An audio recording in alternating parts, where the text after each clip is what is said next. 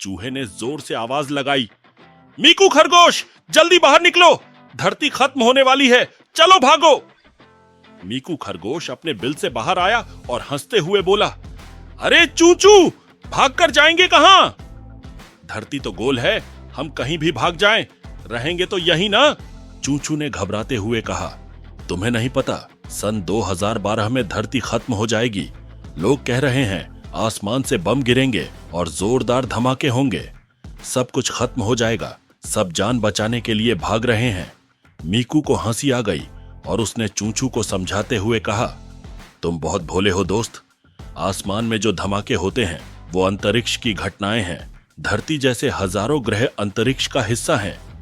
अंतरिक्ष में एक एस्ट्रॉयड बेल्ट है जहां से कई बार बड़ी चट्टानें निकलकर धरती की तरफ आती हैं, लेकिन ज्यादातर चट्टानें धरती के वायुमंडल में घुसते ही भस्म हो जाती हैं। चूचू ने हैरानी से पूछा, तो क्या आसमान से बड़े बड़े पत्थर भी गिर सकते हैं? मीकू ने सिर हिलाते हुए कहा, और क्या, पर ये पत्थर धरती तक पहुंचने से पहले ही जलकर राख हो जाते हैं। केवल धूल के छोटे छोटे कण ही धरती पर गिरते हैं। चूचू ने डरते हुए पूछा, यह तो बहुत खतरनाक है, और ये आग के गोले क्या होते हैं? मीकू ने मुस्कुराते हुए कहा, हाँ, आग के गोले भी गिरते हैं, सूरज भी तो आग का गोला है। अरबों साल पहले धरती सूरज से अलग होकर ठंडी हुई थी। जब चट्टानें वायुमंडल से टकराती हैं तो वे आग के गोलों में बदल जाती हैं। सोचो, अगर आग के गोले बारिश की तरह गिरने लगें तो क्या होगा? चूचू ने कांपते हुए कहा, मुझे तो अब डर लगने लगा है। मीकू ने उसे दिलासा देते हुए कहा, डरो मत चूचू, अंतरिक्ष के कई रहस्य अभी तक अनसुलझे हैं। वैज्ञानिक लगातार इन्हें सुलझाने की कोशिश कर रहे हैं।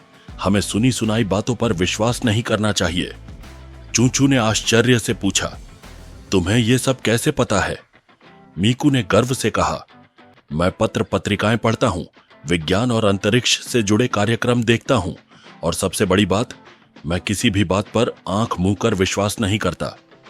चूचू ने अपनी गलती मानते हुए कहा, तुम सही कह रहे हो मीकू, मैं भी अब से विज्ञान और अंतरिक्ष के बारे में जानने की कोशिश करूंगा। मैं चला। यह कहते हुए चूचू अपने बिल में घुस गया और टीवी पर विज्ञान चैनल ढूंढने लगा, जहां उसे असली ज्ञान की दुनिया का दरवाजा खुलते हुए नजर आया।